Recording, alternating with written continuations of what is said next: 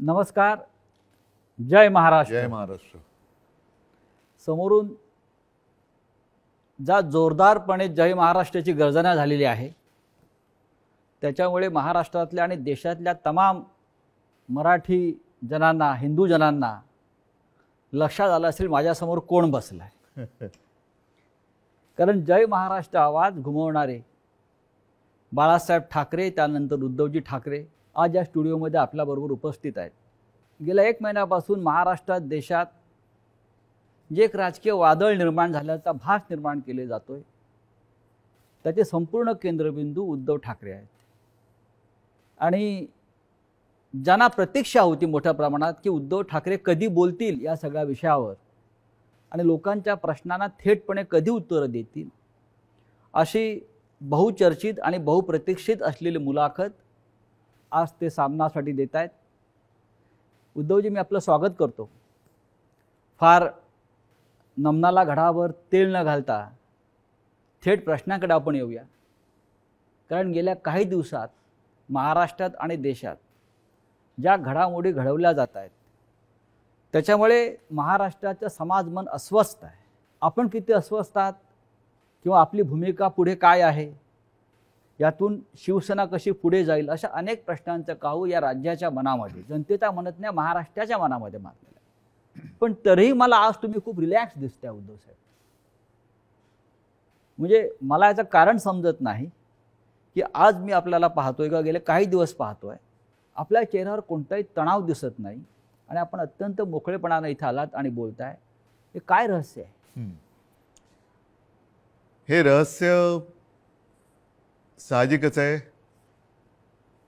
माझी माँ आणि शिवसेना प्रमुख बाळासाहेब यांच्याकडनं आलेले एक हे रसायन आहे. माँ म्हटल्यानंतर शांत, सौम्य, संयम, आणि साहजिकच आहे बाळासाहेब म्हटल्यानंतर वर्णन करण्याची आवश्यकता नाही आहे. आज जवळपास 1 वर्षानंतर आपण भेटतो आहोत. होय. मला आठवतंय गेल्या वर्षी या दिवसात जेव्हा आपली मुलाखत घेतली होती तेव्हा कोरोनाचा कहर हा वरखाली होत होता. त्या कोरोनामध्ये जे काय करता येणं शक्य होतं ते मी राज्याचा मुख्यमंत्री म्हणून आणि अभिमानाने सांगेन की माझ्या राज्याचा कुटुंब प्रमुख म्हणून मी केलं. त्याच्यानंतर आता पाहिलं असाल, कारण त्यावेळेला लॉकडाऊन होता, मंदिरं बंद होती, सणासुदींना बंदी होती. पण यावर्षी आपण पहिली पंढरपूरच्या वारी तिला परवानगी दिली म्हणण्यापेक्षा तिच्यामध्ये कोणताही अडथळा येऊ दिला नाही आणि जल्लोषात ती पार पाडली. म्हणजे पुन्हा एकदा सणासुदीला सुरुवात झालेली आहे. आता दहीहंडी येईल, गणपती येतील, नवरात्री येईल, दिवाळी येईल. पुन्हा एकदा आपल्या आयुष्यामध्ये उत्सव, उत्साह आणि आनंद ह्याची सुरुवात झालेली आहे. एक मध्ये जणू काही पॉज बटन दाबलं गेलं होतं. आपल्या सगळ्यांच्या सहकार्याने आपण कोरोनातून आणि त्या संकटातून बाहेर पडलो. मला आनंद आहे. आत्ता आपण सुरुवातीला जे म्हटलं की एक वादळ आल्याचा आभास होतोय. वादळ म्हटल्यानंतर पालापाचोळा उडतो. तो पालापाचोळा उडतोय सध्या, आणि तो पालापाचोळा एकदा बसला की खरं दृश्य हे लोकांसमोर नक्कीच येणार आहे. मी शांत कसा, तर मला चिंता नाही आहे. चिंता माझी नाही आहे, शिवसेनेची तर बिलकुल नाही आहे. हां, थोडीफार जी आहे ती नक्कीच मराठी माणसांची आणि हिंदूंची आहेच, हिंदुत्वाची आहे. ह्याचं कारण हिंदू द्वेष्टे हे आपल्या घरातच आहेत. मराठी द्वेष्टे, मराठी माणसाची एकजूट तुटावी, फुटावी, हिंदूंमध्ये फूट पडावी, आणि जी मेहनत माननीय शिवसेना प्रमुखांनी हयातभर केली मराठी माणसाची एकजूट करण्यासाठी, हिंदुत्वाची, हिंदूंची एकजूट करण्यासाठी, ती आपल्याच काही कपाळकरंट्यांच्या हातनं तोडावी, मोडावी असा हा प्रयत्न केला जातोय. ती मला एक चिंता आहे. आणि म्हणून मी जे म्हटलं की हा पालापाचोळा सध्या उडतोय, कोण कुठे, हा इकडनं पालापाचोळा तिकडे जातोय, पुन्हा इकडे येतोय, ही जी गळणं गरजेची होती ती पानं ही उडतात. मी मागे एकदा माझ्या मनोगतात म्हटलं होतं की ज्या वेळेला मी वर्षामध्ये राहत होतो त्या वर्षामध्ये 2 झाडं ही आपल्या घराला लागूनच आहेत. एक आहे गुलमोहराचं आणि दुसरं बदामाचं. दोन्ही झाडं मी साधारणतः गेले 2-1 वर्ष बघतोय, ज्याला आपण पतझड म्हणतो. ती पानं पूर्ण गळून पडतात. पानगळ पानगळ म्हणतो. ती पानं पूर्ण गळून पडतात अशा काड्या राहतात. आपल्याला वाटतं या झाडाला काय झालं, पण 2 ते 3 दिवसात पुन्हा नवीन कोंब येतात, अंकुर येतात. आणि मी बघितले 8 दिवसामध्ये 10 दिवसात ते बदामाचं झाड सुद्धा हिरवगार झालं, गुलमोहर सुद्धा हिरवागार वा, झाला. वा. म्हणून जी सडलेली पानं असतात ती झडलीच पाहिजेत. ती झडतायत पानं, ती सडलेली पानं आहेत. म्हणजे आता पानं झडून पडतायत. आता सडलेली पानं झडतायत. ज्यांना त्या झाडाकडनं सगळं काही मिळालं, सगळा रस मिळाला, सगळं मिळालं, म्हणून त्यांचा टवटवीतपणा होता, ती पानं सगळं झाडाकडनं घेऊन ती गळून पडतायत. आणि हे बघा कसं उघडं बोडकं झाले झाड, असं ते दाखवायचा प्रयत्न करतायत. पण दुसऱ्या दिवशी आपला माळीबुवा येतो, ती झाड सगळी पुन्हा ती पानगळ केळ्याच्या टोपलीत घेतो आणि घेऊन जातो. आता ती प्रक्रिया सुरू आहे केळ्याच्या टोपलीत झडलेली सडलेली पानं टाकण्याचा. आता सुरू झाले, आता नवीन कोंब फुटायला लागलेले आहेत. आणि शिवसेना आणि तरुण युवा हे नातं हे शिवसेनेच्या जन्मापासूनचं आहे. नक्कीच, कारण वयाच्या 80 हां, मात्र एक आहे, अजूनही काही ज्येष्ठ शिवसैनिक ते येऊन भेटत आहेत, ज्यांनी बाळासाहेबांसोबत काम केलेलं आहे, पहिल्या पिढीचे ज्यांना म्हणू, आणि तो संघर्ष त्यांनी पाहिलेला आहे, संघर्ष केलेला आहे. त्यांना शिवसेना म्हणजे नेमकं काय ते कळलेलं आहे. त्यांना आत्तापर्यंत अनेकांना शिवसेनेकडनं काही मिळावं अशी अपेक्षाच नव्हती, आजही नाही आहे, पण ते येऊन आशीर्वाद देत आहेत. तुम्ही आता मगाशी वर्षाचा उल्लेख केलात, मलबार हिलवरचं वर्षा बंगला, मुख्यमंत्र्यांचं निवासस्थान.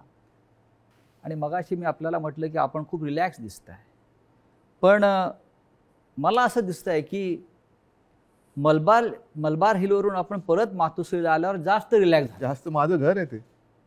म्हणजे मी तुम्हाला एक सांगतो मुद्दामून, ह्या काही हे माझे अनुभव आहेत.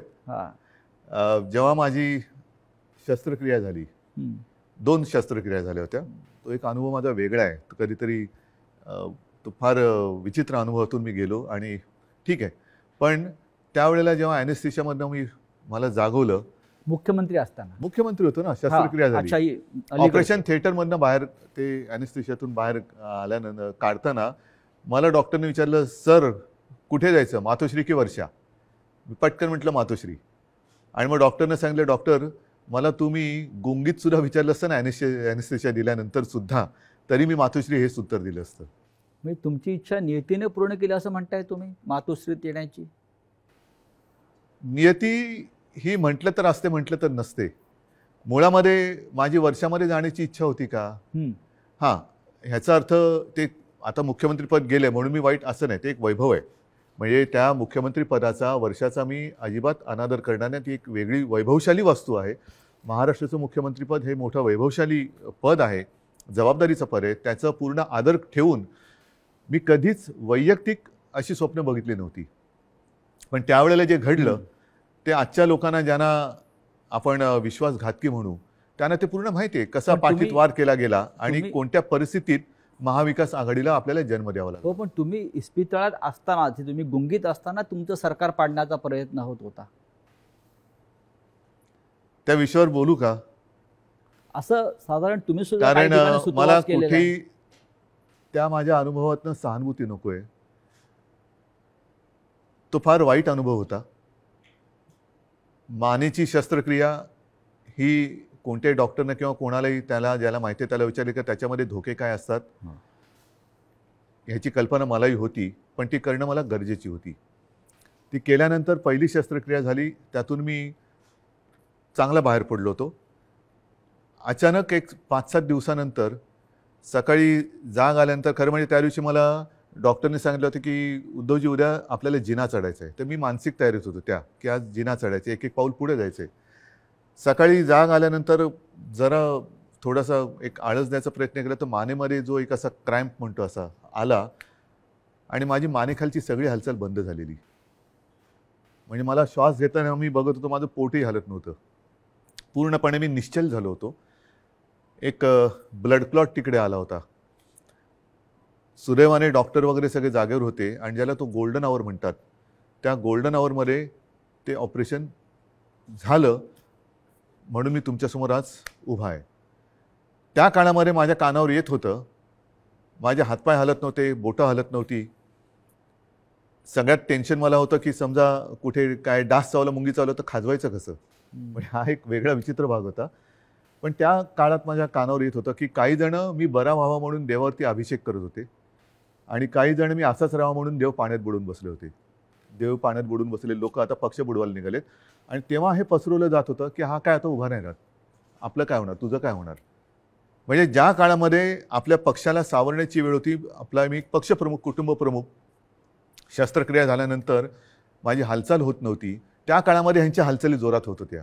हे नाही म्हटलं तरी एक मला वेदनादायी एक सत्य हे आयुष्यभर माझ्यासोबत राहणार की जेव्हा, आणि मी तुम्हाला जबाबदारी दिली होती पक्ष सांभाळायची, नंबर 2चं पद होतं, पक्ष सांभाळायला म्हणून पूर्ण विश्वास दिला होता. तो विश्वासघात तुम्ही, मी हॉस्पिटलमध्ये असताना म्हणजे माझी हालचाल बंद होती तेव्हा तुमची हालचाल जोरात होती, आणि ती सुद्धा पक्षाच्या विरोधात.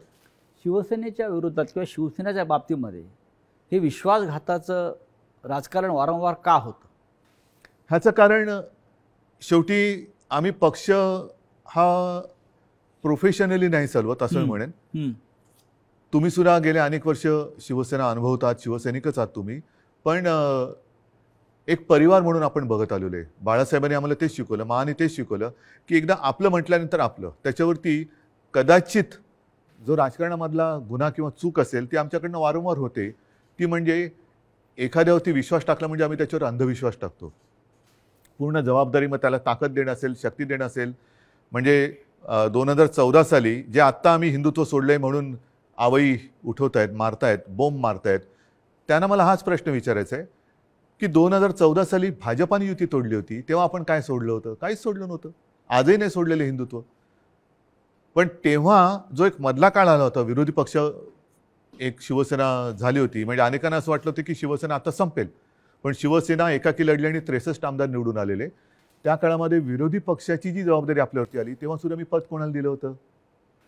आता सुद्धा जर भाजपनी आत्ता जे केलेलं आहे हे माझ्याशी बोलणी केल्याप्रमाणे हे आत्ता केलं, हे बोलणी केल्याप्रमाणे तेव्हा केलं असतं तर सन्मानाने झालं असतं. देशभरामध्ये पर्यटन करण्याची गरज लागली नसती.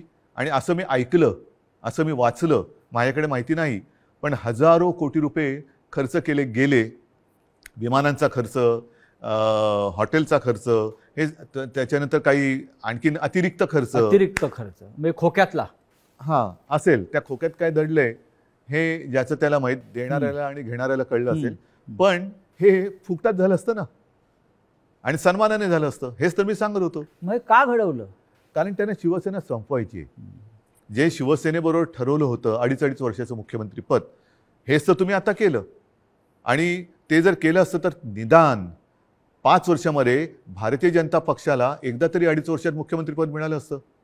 ही जी काय आता सोंगढोंग करतायत आम्ही शिवसेनेला, आता ही शिवसेना ते म्हणतात ती शिवसेना नाहीये. हे सगळं तोडफोड करून त्यांचं समाधान होत नाही. त्यांना शिवसेना संपवायची आहे. यांचा वापर करून ते शिवसेना संपवायला का संपवायचे असं वाटतं आपल्याला? आतापर्यंत गेल्या 56 वर्षात शिवसेना संपवण्याचे प्रयत्न अनेक आणि प्रत्येक वेळेला शिवसेना अधिक जोमाने आणि तेजाने उभी राहिलेली आहे. आता सुद्धा त्यांना हिंदुत्वामध्ये भागीदार नको असेल, पण माझं नेहमी असंच म्हणणं आहे की शिवसेना प्रमुखांनी हिंदुत्वासाठी राजकारण केलं, कारण हिंदुत्व मजबूत व्हायला. हे जे करतायत ते राजकारणासाठी हिंदुत्व वापरतायत. हा आमच्या आणि त्यांच्या हिंदुत्वातला फरक, जे विचारतात ना तुमचं आणि भाजपचं हिंदुत्वामध्ये फरक काय, तो हा आहे.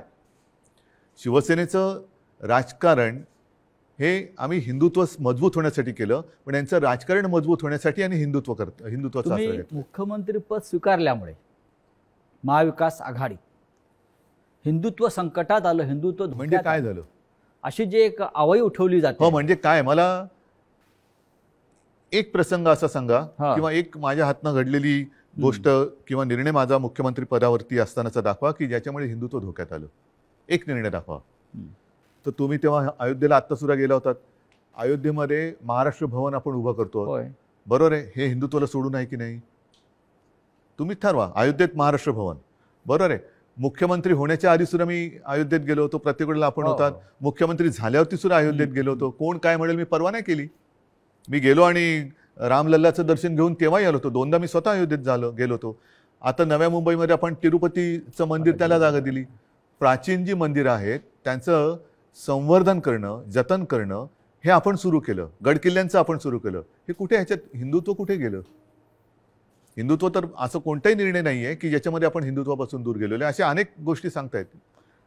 तुम्ही आज ज्या संघर्षमय कालखंडातून जात आहात याची कधी अपेक्षा केली होती? बघा, शेवटी शिवसेना आणि संघर्ष हे तर एकमेकाच्या पाचवीला पुजलेले आहेत. आणि मागे कोणीतरी असं म्हणालं होतं, ते मला वारंवार त्याचा अनुभव येतोय, की शिवसेना ही एक तळपती तलवार आहे. ती जर मॅनेमध्ये ठेवली तर ती गंजते. त्याच्यामुळे ती तळपलीच पाहिजे. आणि तलवार तळपणं म्हणजे संघर्ष आलाच. अर्थात याचा अर्थ अर्थार्थी कोणी घेऊ नये की तलवारीने वार कराबिरा, असं नाही माझं म्हणणं. ही एक उपमा आहे. आणि त्याच्यामुळे संघर्षासाठीच तर शिवसेना जन्माला आली. त्यावेळेला मराठी माणसासाठी, भूमिपुत्राच्या न्याय हक्कासाठी शिवसेनेचा जन्म झाला. त्याच्यानंतर हिंदुत्वासाठी शिवसेना लढली. मग ते 92-93 साल असेल किंवा कधी असेल. त्याच्यामुळे शिवसेना आणि संघर्ष, जिथे अन्याय तिथे वार, हे शिवसेनेचं ब्रीदवाक्य आहे. ज्या ठाण्यानं शिवसेनेला पहिली ताकद दिली, म्हणजे शिवसेना प्रमुख बाळासाहेब ठाकरे आणि ठाण्यांचं एक भावनिक नातं होतं. एक पहिला भगवा झेंडा जो आहे हा ठाण्यात फडकला आणि बाळासाहेब अभिमानानं त्यांच्या संपूर्ण कालखंडात जीवनात सांगत राहिले की ठाण्यानं मला पहिली सत्ता दिली. त्याच ठाण्यातून शिवसेनेला आव्हान उभं राहिलं. ठाणेकर सुज्ञ आहेत. हे जे पालापाचोळा जो आहे ते म्हणजे काय ठाणेकर नाहीत. ठाणेकर आणि ठाणेकर नागरिक, शिवसेनेचे ठाणे आणि ठाण्याची शिवसेना, हे जे नातं आहे ना, हे ह्या पालापाचोळ्याला तोडता नाही येणार. त्याच्यामुळे मी तर म्हणेन पूर्ण महाराष्ट्र आणि ठाणंसुद्धा, अर्थात त्याच्यात आलं मुंबईसुद्धा आली, सगळेजण निवडणुकांची वाट बघतात. आणि म्हणून माझं मत हेच आहे की याच्या पुढे एक असा कायदा झाला पाहिजे की ज्यांना कोणाला युती करायची असेल त्या दोन्ही पक्षांचं, 3 पक्षांचं, 10 पक्षांचं जे काय कडवळ तुम्हाला करायचं असेल ते करा. मात्र तुमच्यामध्ये करार मदार काय झालेला आहे तो जनतेसमोर ठेवा. जागा वाटप किती होणार आहे, कोणत्या ध्येयावरती, धोरणावरती तुम्ही युती करणार आहात, काय पुढे करणार आहात, हे करा. म्हणजे काय झालं असतं, एक तर जे माझं आणि भारतीय जनता पक्षाचं ठरलं होतं ते जे आता आधी नाकारून आता त्यांनी ते केलं, हे आधी जनतेसमोर उघडपणाने आलं असतं. दुसरी गोष्ट, निवडणुकीनंतर जे काय त्यामुळे मला करावं लागलं, महाविकास आघाडीचा जन्म नसता झाला. तो महाविकास आघाडीचा जन्म आम्ही दिला तेव्हासुद्धा तुम्ही बघितलं की आम्ही शपथ जी मी घेतली ती शिवतीर्थावरती घेतली. छत्रपती शिवाजी महाराजांच्या पुतळ्याच्या आणि बाळासाहेबांचं स्मारक आहे तिकडे, त्या साक्षीने घेतली. हजारो लाखो लोक आणि शिवतीर्थ हे भगवं पूर्ण फुलून गेलं होतं, ओसांडून वाहत होतं पूर्ण. म्हणजे जर लोक नाराज असतील तर तिकडे कोणी आलं नसतं. पण तरी देखील माझं मत असं आहे की आता निवडणुका घ्या. जर आम्ही महाविकास आघाडी स्थापन करून चूक केली असेल तर लोक आम्हाला घरी बसवतील. आणि जर भारतीय जनता पक्षाने माझं, कारण शेवटी जनता मला ओळखते, नाही म्हटलं तरी आता आमची 6वी पिढी ही महाराष्ट्राच्या जनतेसाठी काम करते. 6वी पिढी, त्याच्या आधीच्या पिढ्या सुद्धा होत्या. पण एक तर लोक त्यांना घरी बसवतील त्यांनी चूक केली असेल तर, जो करार त्यांनी आमच्याशी केला होता तो तोडला म्हणून, नाहीतर आम्ही पाप केलं म्हणून आम्हाला घरी बसवतील. होऊ द्या जनतेच्या कोर्टात फैसला, माझी तयारी आहे. पण या सगळ्या कालखंडामध्ये कधी नव्हे तो एक अघोरी प्रकार होतो आहे जो महाराष्ट्रात कधीच झाला नव्हता. तो म्हणजे कोणीतरी संपूर्ण शिवसेना हायजॅक करण्याचा प्रयत्न करत आहे. कारण त्यांना पर्याय नाही आहे. कारण नीट लक्षात घ्या, हा महत्त्वाचा प्रश्न आहे, एक बारकाव लक्षात घ्या. जे काय थोडंफार कायद्याचं ज्ञान मी लोकांशी बोलून, कायदेतज्ञांशी बोलून समजून घेण्याचा प्रयत्न केलेला आहे, त्यातून सांगतो की पूर्वी 2/3 ही सदस्य संख्या झाली का वेगळा गट स्थापन करता येऊ शकत होता. आता तो कायदा गेला.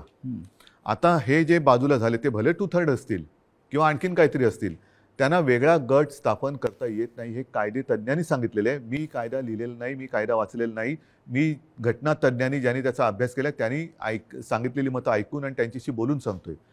म्हणजेच काय की ह्या गटाला कुठल्या ना कुठल्या तरी पक्षामध्ये विसर्जित किंवा सामील व्हावं लागेल ह्या गटाला. मग त्यांच्यासमोर पर्याय काय आहेत, एक तर भाजपात जावं लागेल, नाहीतर दुसरे सपा आहेत, MIM वगैरे असे जे काही छोटे छोटे पक्ष आहेत त्यांच्यात जावं लागेल. आणि हे जर का कुठल्या पक्षात गेले तर भारतीय जनता पक्षाचा ह्यांना जो उपयोग करून घ्यायचा आहे तो उपयोग संपेल. कारण त्यांची ओळख त्यांना ती द्यावी लागेल की आता आम्ही भाजपात गेलो, आता आम्ही समाजवादीत गेलो, आता आम्ही बच्चू कडूंच्या पक्षात गेलो. तर म्हणून ते एक भ्रम निर्माण करतायत की आम्ही म्हणजेच शिवसेना. जे मधल्या काळामध्ये क्लिप फिरली बघा, असं माझ्या काळात कधी झालं नव्हतं. माझ्या बाजूला उपमुख्यमंत्री अजितदादा पवार बसायचे, पण त्यांनी कधी माझा माईक नव्हता खेचला. काही वेळेला त्यांना अधिक त्यांच्याकडे माहिती असायची अर्थसंकल्प किंवा काय, तर मी त्यांना सांगायचो की दादा तुम्ही उत्तर द्या, पण माझ्याकडनं कोणी माईक नाही खेचला. माईक कारण खेचणं तुम्ही ठाकरे आहात. तो तर भाग झालाच, पण एक आमच्या महाविकास आघाडीमध्ये एक समन्वय. सभ्यता होती, सभ्यता होती. सभ्यता होती आणि समन्वय होता. असो, त्याच्यावरती नंतर बोलायचं तर मी बोलेन. पण त्याच्यामध्ये जे उपमुख्यमंत्री बोलले की हे म्हणजे शिवसेना, म्हणजेच त्यांचा डाव असा आहे की शिवसैनिकांमध्येच लढाई लावायची, शिवसेना खतम करायची. एकदा का काम संपलं की पालापाचोळा तुम्ही जे मगाशी म्हणालात तो टोपलीत भरला की नेऊन टाकायचा. पण त्यांचा अशी योजना होती की बाळासाहेब ठाकरेंनंतर ही शिवसेना परत खतम करायचीच त्यांचं स्वप्न होतं, पण बाळासाहेबांनंतर तुम्ही शिवसेना उभी केली. त्यांच्या पोटात तेच दुखतंय. त्यांना शिवसेना आणि ठाकरे वेगळे करायचे, जसं गांधी आणि काँग्रेस वेगळी गांधी आणि करायची. काँग्रेस. आणि त्यांच्यात एक तुम्ही बघा, मला टीकात्मक केवळ बोलायचं म्हणून मी बोलत नाही, पण दुसरे जे आता सरदार वल्लभभाई पटेल, सुभाषबाबू, तसं बाळासाहेब, हे स्वतःचेच म्हणून आता लोकांसमोर आणायचं. म्हणजे आपल्याकडनं काही आदर्श निर्माण नाही झाला तर दुसऱ्यांचे जसं पक्ष फोडतायत तसं आदर्श फोडायचे, आदर्श पळवायचे, आदर्श आमदारांप्रमाणे फोडायचे म्हणा किंवा पळवायचे म्हणा, पळवायचे. आणि मग ते आपलेच म्हणून लोकांसमोर जायचं. तसं त्यांचं चाललंय की बाळासाहेबांना त्यांनी मान सन्मान तर दिलाच पाहिजे, नाही तर लोक जोडे मारतील, लोक ठेवणार नाहीत त्यांना जागेवर. कोणी असला आणि तो बाळासाहेबांच्या विरोधात काही बोलला तर लोक हाणतीलच जोडा त्याच्या. तर म्हणून त्यांना बाळासाहेब पाहिजेत, पण आता ठाकरे आणि शिवसेना हे नातं तोडायचं आहे. माझं आव्हान आहे की ठाकरे आणि शिवसेना नातं तोडून दाखवा. मात्र ते करताना माझ्या वडिलांचे फोटो लावून मतं मागू नका. प्रत्येकाला आईवडील असतात आणि त्यांच्याबद्दल मला आदर आहे. मला माझ्या आईवडिलांबद्दल आदर आहे, तसं प्रत्येकांना प्रत्येकाच्या आईवडिलांबद्दल आदर असायला पाहिजे. आता गेल्या आठवड्यात गुरुपौर्णिमा झाली. मी माझ्या वडिलांना, आजोबांना गुरु मानतो. प्रत्येकाने पितृदेव भव मातृदेव भव देव मानलं पाहिजे. स्वतःच्या आईवडिलांचे फोटो लावावेत आणि मतं मागावीत. जर आज माझ्या दुर्दैवाने माझे आईवडील माझ्यासोबत असे नाही आहेत, पण ते नेहमी मी माझ्यामध्ये आहे असं मानतो, पण ज्यांची आई आणि वडील हे सुदैवाने त्यांच्यात आहेत, तर मी म्हणेन असा आशीर्वाद पुन्हा दुसरा मिळू शकत नाही. त्यांना घेऊन सभा घ्याव्या, भाषणं करावीत आणि मतं घ्यावीत. माझे वडील काय चोरताय? माझे वडील काय? म्हणजेच काय की तुमच्यात कर्तृत्व नाहीये, तुमच्यात हिंमत नाहीये, तुम्ही मर्द नाही आहात, तुम्ही विश्वासघातकी आहात. आणि लोकांचा, माझा तर केलाच, लोकांचा विश्वासघात करताना बाळासाहेबांच्यावरनं संभ्रम कशाला करतायत? तुमच्यात तुमचा मर्दाचा चेहरा घ्या आणि जा पुढे आणि मागा मतं. नाही, पण निवडणूक आयोगापुढे आता एक नवीन खटला उभा राहतो आहे. तो म्हणजे धनुष्यबाण कोणाचं चिन्ह, जे शिवसेनेचं जे लोकांपर्यंत पोहोचलं. बघा, मला अजूनही देशाच्या घटनेवरती भरोसा आहे, कायद्यावरती भरोसा आहे. चोरीमारी सगळीकडे चालते असं माझं मत नाहीये तेवढा. कारण मी जे म्हटलं ना की सत्यमेव जयते, नाहीतर हे तुम्हाला वाक्य पुसावं लागेल आणि मग दोन वाक्य करावं लागेल एकाची. एक तर म्हणजे असत्यमेव जयते आणि दुसरं वाक्य सत्तामेव जयते. त्याच्यामुळे सत्तामेव जयते पुढे तुम्ही असत्य घेऊन जर का करणार असाल तर ते काही लोक खपून नाही घेणार. आज वेळ अशी आणलेली आहे, हे दुर्दैव आहे महाराष्ट्राचं म्हणतो, की ठाकरेंना पुरावे द्यावे लागतात शिवसेना खरी किंवा खोटी. नाही, लोक वाट बघतायत निवडणुकांची.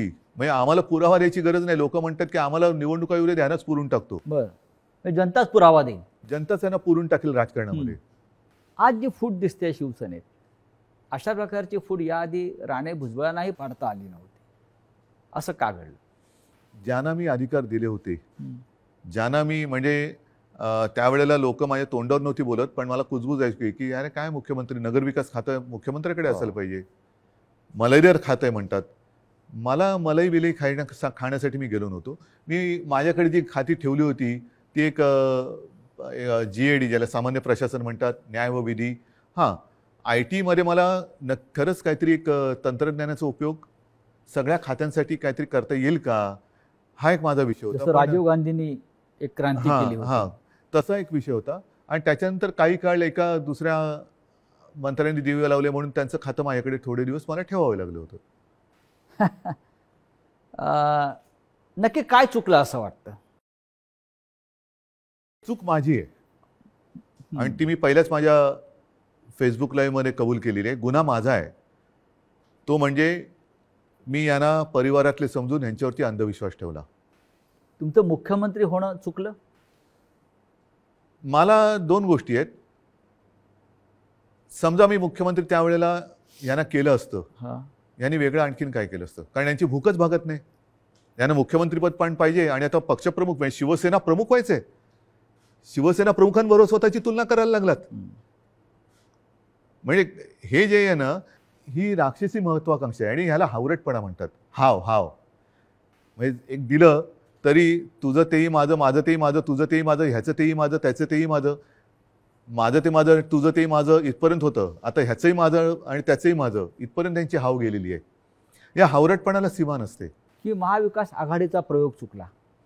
महाविकास आघाडीचा प्रयोग जर का चुकला असता तर लोकांनी उठाव केला असता.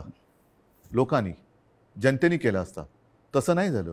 जनता ही आनंदी होती कारण आल्या आल्याच आम्ही पहिल्यांदा शेतकऱ्यांना कर्जमुक्त केलं होतं. हां, त्याच्यानंतर करोना काळामध्ये मी अभिमानाने सांगेन संपूर्ण माझ्या मंत्रिमंडळातील सहकार्यांनी, प्रशासनाने आणि जनतेने उत्तम सहकार्य केलं. म्हणून आणि म्हणूनच ज्या पहिल्या 5 मुख्यमंत्र्यांमध्ये माझं नाव आलं ते मी माझं नाव नाही मानत, ते जनतेचा मी प्रतिनिधी म्हणून ते नाव आलं होतं. जर समजा यांनी सहकार्य नसतं केलं तर कोण होतो मी? मी कोण होतो? मी एकटा काय कर बरं, मी तर घराच्या बाहेरही पडत नव्हतो कारण घराबाहेर पडायचं नाही हेच मी लोकांना सांगत होतो. जाऊन घोळके करा. फुटीरांचा आक्षेप त्याच्यावरच आहे. जे फुटून गेले आहेत त्यांचा आक्षेप असा आहे की आपण घराबाहेर पडला नाहीत, आपण मंत्रालयात गेला नाहीत आणि आपण त्यांना भेटला नाहीत. तरी सुद्धा घराबाहेर न पडता सुद्धा देशातल्या सर्वोत्तम 5 मुख्यमंत्र्यात नाव का आलं माझं? कारण त्यावेळेला ती परिस्थिती तशी होती. मी स्वतः सांगत होतो घराबाहेर पडू नका आणि लोक ऐकत होते. लोक ऐकत होते. मी जर का घराबाहेर आजही पडलो आणि केव्हाही पडलो तरी शिवसेना प्रमुखांच्या, माझ्या पूर्वजांच्या आशीर्वादामुळे गर्दी होतेच. गर्दी होतेच. म्हणजे मग काय झालं असतं? लोका सांगे ब्रह्मज्ञान आणि स्वतः कोरडे पाषाण.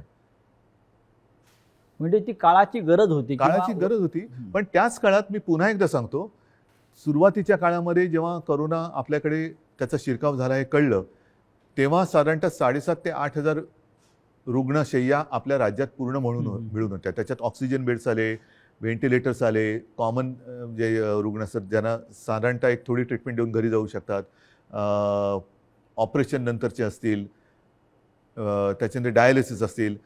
पहिल्या लाटेत आपण ते साधारणतः 8,000 जर का धरले तर ते 3.5 लाखावरती नेले होते. हे घर बसल्या.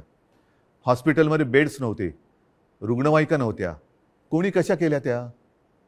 कोरोनाच्या टेस्टसाठी आपल्या राज्यात फक्त 2 प्रयोगशाळा होत्या. एक कस्तुरबामध्ये, दुसरे NIV एक पुणे.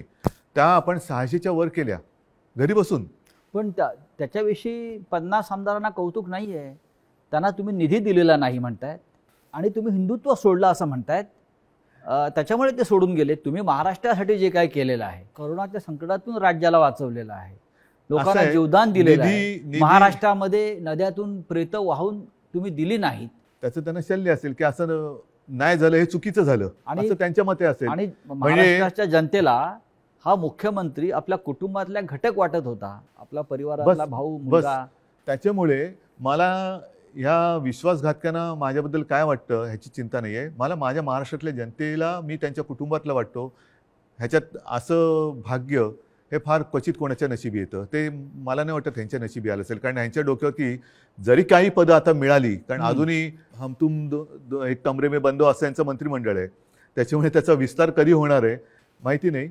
पण हे मंत्री जरी किती झाले तरी कपाळावरती जो विश्वासघाताचा शिक्का बसलाय तो नाही पुसता येणार. तुम्हाला असं वाटत नाही का की जे तुम्हाला सोडून गेलेले आहेत मोठ्या प्रमाणात त्यांनाच तुम्ही सर्वाधिक दिलेलं आहे? आणि ज्यांना मिळालं नाही किंवा ज्यांना कमीत मिळालं ते आपल्या बरोबर राहिले. मला हेच म्हणायचं, ही शिवसेनेची ताकद आहे. शिवसेनेची ताकद काय की सामान्यांना बाळासाहेबांनी असामान्यत्व दिलं. आता पुन्हा एकदा या सामान्यातून असामान्य लोक घडवण्याची वेळ आलेली आहे. आणि म्हणून मी माझ्या तमाम शिवसैनिकांना आणि माझ्या माता भगिनींना, बांधवांना विनंती करतो की चला परत उठा. आता पुन्हा एकदा सामान्यांना असामान्य बनवूया. कारण हे साधी लोक होती आणि ह्यांना ती चूक, मी पुन्हा तेच म्हणेन की ही चूक माझी आहे की त्यांना ताकद दिली. पण त्या ताकदीने ते उलटा वार नुसता नाही केला, तर राजकारणामध्ये ज्या आईने जन्म दिला त्या आईला गिळायला निघालेली अवलाद आहे. नुसतं आईवरती वार करणारे आपण म्हणत होतो तशी नाही आहे ही. राजकारणात ज्यांनी यांना जन्म दिला त्या आईला म्हणजे शिवसेनेला गिळायला निघालेली अवलाद आहे. ज्या पण तेवढी ताकद हो. त्यांच्यामध्ये नाहीये, कारण शेवटी आई ही आई असते. नक्कीच. तुम्ही आईचा उल्लेख केला. कालपर्यंत हे सगळे लोक या शिवसेनेला आपली आईच मानत होती. तुमच्याबरोबर वर्षावरती अनेकांना मी बसलेले बघितले शेवटच्या क्षणापर्यंत. हो, पण आत्ताच तुमचा आधीचा प्रश्न काय होता की मी यांना भेटत नव्हतो. तुम्हाला भेटून ते कधी सुरतला गेले, कोण गोव्याला गेलं, कोण गुवाहाटीला गेलं. 50 खोक्यांची इतकी ताकद असू शकते जी निष्ठा विकत घेऊ जाऊ शकते? निष्ठा नाही विकली जात. विकली जाते ती निष्ठा नसतेच. निष्ठा ही विकली जाऊ महाराष्ट्रात शकत पण नाही. महाराष्ट्रात पण झाडं आहे, डोंगर आहे, हॉटेल आहे. किती सुंदर आहे महाराष्ट्र. महाराष्ट्रात फार म्हणजे ग्रामीण भागातल्या आमदारांना महाराष्ट्राच्या निसर्गाची भुरळ पडत नाही आणि गुवाहाटीच्या निसर्गाची भुरळ हो. पडते. म्हणजे मला कळतच नाही, मग तुम्ही महाराष्ट्राच्या मातीत कसे काय जन्माला आलात. ज्या महाराष्ट्राच्या मातीत जन्माला आलात त्या मातीची तुम्हाला ओढ नाही, प्रेम नाही, त्या मातीची तुम्हाला कधी वैभव दिसलं नाहीये काय. मी स्वतः कलाकार आहे. मी माझ्या त्याच्यावरनं सुद्धा त्यावेळेला चेष्टा झाली होती. पण मी गडकिल्ल्यांची फोटोग्राफी केलेली आहे, पंढरपूरच्या वारीची केलेली आहे. आणि त्यावेळेला तुम्ही महाराष्ट्र बघितला, एवढा त्या पावसाळ्याच्या सुमारास मी सगळी फोटोग्राफी केलेली. एवढा नटलेला थटलेला आणि छान काय काय दऱ्या खोऱ्या एवढ्या फुलांनी बहरून जातात. तुम्हाला आम्ही तर शहरी बाबू, तुम्ही ग्रामीण भागातले. तर ग्रामीण भागात राहून तुम्हाला महाराष्ट्राचं सौंदर्य दिसत नाही, त्याचं वर्णन करावं असं कधी वाटलं नाही. आणि डायरेक्ट गुवाहाटी. मी गुवाहाटी का वाईट नाही म्हणत, प्रत्येक प्रदेश चांगला आहे, पण ह्यांना हे काय मातीसाठी करणार. इतिहास काळापासून दिल्ली आणि महाराष्ट्राचा कायम झगडा आहे. मग औरंगजेब, छत्रपती शिवाजी महाराज असतील, संभाजी महाराज असतील, दिल्लीने महाराष्ट्रावर सतत पाठीमागून वार केले किंवा महाराष्ट्र संपवण्याचा प्रयत्न. कारण काय हे आणि आता आजही तेच चित्र आहे. ह्याच्या मुळाशी जाण्याची आता गरज वाटते की आजही शिवसेनेचा सूड घेण्यासाठी ते बाळासाहेब ठाकरेंच्या अस्तित्वाला सुरुंग लावत आहे. मान्य, पण ह्याच्या मुळापर्यंत जायची गरज आहे. कारण जोपर्यंत हे दिल्लीत गेले नव्हते तोपर्यंत बाळासाहेब ठाकरेच यांना जपत आले होते. बाळासाहेबच यांना वाचवत आले होते आणि वाचवलं होतं एका हिंदुत्वाच्या ध्यासापायी, वेडापायी. मग दिल्लीत बसल्यावरती असं त्या दिल्लीच्या खुर्चीला काय असं वेगळा काय स्प्रे मारला की काय झालं की तुम्हाला ज्यांनी जपलं त्यांनाच तुम्ही संपवायला निघालात. ज्या शिवसेनेनी बाबरीची जबाबदारी तेव्हा घेतली होती शिवसेना प्रमुखांनी, त्या शिवसेनेला तुम्ही हिंदुत्व सोडलं म्हणून संपवायला निघालात. बरं, आम्ही काँग्रेसबरोबर गेलो म्हणून तुम्ही म्हणता हिंदुत्व सोडलं. मग मुफ्ती महमद आणि मेहबूबा मुफ्तीबरोबर तुम्ही गेला होतात, ते काय होतं, काय सोडलं तर तुम्ही. मग तेव्हा तर आम्ही आता तुम्हाला वाटतं हिंदुत्व सोडलं, जे सोडलं नाही, पण तेव्हा तुम्ही लाच सोडली होतीत ना. काय मेहबूबा मुफ्ती आज सुद्धा वंदे मातरम म्हणतात की भारत माता की जय बोलतात. हे माहिती असून सुद्धा तुम्ही मला हे त्यांनी एकदा सांगितलं होतं की तिकडे निवडणुका घेऊन दाखवा असं अतिरेक्यांनी आव्हान दिलं, म्हणून आम्ही निवडणुका घेऊन दाखवल्या. सरकार बनवून दाखवा म्हणून आम्ही त्यांच्याबरोबर सरकार बनवून दाखवलं. पण सरकार बनल्यानंतर मला वाटतं मुफ्ती महमद सईदनी अतिरेक्यांचा आणि पाकिस्तानला त्यांनी धन्यवाद दिले होते काश्मीर खोऱ्यात शांततेत निवडणुका होऊ दिल्यामुळे. मग कोणाला काय दाखवलं तुम्ही, कोणाला काय दाखवलं. म्हणजे बरं, आता सुद्धा ते बिहारमध्ये जे बसलेत नितीश कुमार बरोबर, नितीश कुमार हिंदुत्ववादी आहेत का. कारण मला जे आठवतं त्याच्याप्रमाणे त्यांनी एकदा संघमुक्त भारत असा नारा दिला होता. संघमुक्त भारत असं शिवसेनेने कधी दिला नाही. राम मंदिराच्या प्रश्नावर रामविलास पासवान एनडीएतून बाहेर पडले होते, तरी ते त्यांना प्यारे होते. हो.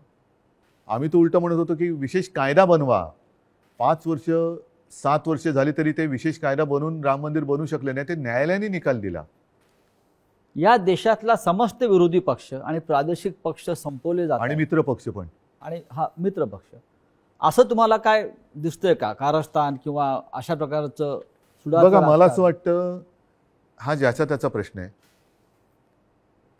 जे आता सरन्यायाधीश बोललेत मध्ये, ओझर तर मी वाचलं की आपल्या देशात विरोधी पक्षाला शत्रू समजू नका. विरोधी पक्षांनी सुद्धा जबाबदारीने वागलं पाहिजे आणि सत्ताधारी पक्षांनी सुद्धा जबाबदारीने वागलं पाहिजे. मी जो काही 2.5 वर्षात अनुभव घेतला मुख्यमंत्री म्हणून, मी विरोधी पक्षांना काही वेळेला मी स्वतः आवाहन केलं की सरकार म्हणून आमचं समजा जर काही आम्ही कुठे कमी पडत असू, आमचं काही चुकत असेल, तुम्ही आमच्या नजरेत आणून द्या, नजरेत आणून द्या. हे काम विरोधी पक्षाचं आहे, कारण ते सुद्धा शेवटी लोकप्रतिनिधी असतात. त्याच्यामुळे सशक्त लोकशाहीसाठी आणि महाराष्ट्राची विरोधी परंपरा पक्ष आहे ती. हा सुद्धा तेवढा सुसंस्कृत पाहिजे, संवेदनशील पाहिजे, आणि तेवढाच किंवा त्याच्याहून थोडा जास्त हा सत्ताधारी पक्ष संवेदनशील पाहिजे आणि सुसंस्कृत पाहिजे. आता हा संवेदनशीलता आणि सुसंस्कृतपणा ही कुठेतरी रसातळाला जायला लागले असं वाटते. कशामुळे? पिढ्या बदलत आहेत आणि सत्तेची हाव. आता काय झालेलं आहे, फास्ट फूडचा जमाना आलेला आहे. हा, तुम्ही फोन केला की 10 मिनिटात, 15 मिनिटात, 20 मिनिटात पार्सल आलंच पाहिजे. तसं मी पक्षात गेलो की मला थोड्या दिवसात काहीतरी मिळालंच पाहिजे, नाही गेलं तर माझ्याकडे दुसरा आहे. या देशामध्ये विरोधी पक्षच राहू नये. मग राज्यामधले शिवसेनेसारखे प्रादेशिक पक्ष असतील किंवा राष्ट्रीय पातळीवरचे काँग्रेससारखे पक्ष असतील, आणि त्यांना संपवण्यासाठी साम दाम दंडभेद ह्यातनं काय साधलं जाणार? म्हणजे केंद्रीय तपास यंत्रणांचा ईडी नाही, असेल, सीबीआय असेल, ह्यातनं साधणार काय? यांचा जो गैरवापर सुरू शेवटी आहे. शेवटी जनता ही सार्वभौम आहे, आणि तुम्ही बघितलं असाल की जनतेच्या मनाविरुद्ध एखादा निर्णय गेला तर जनता थांबत नाही, ती रस्त्यावरती उतरते. आपण जो संवाद जनतेशी साधत आहोत, मला असं वाटतं जनतेच्या सगळ्या प्रश्नांना आपण भरभरून उत्तरं देताय, मनापासून बोलताय. हा संवाद आपण असाच कायम ठेवू.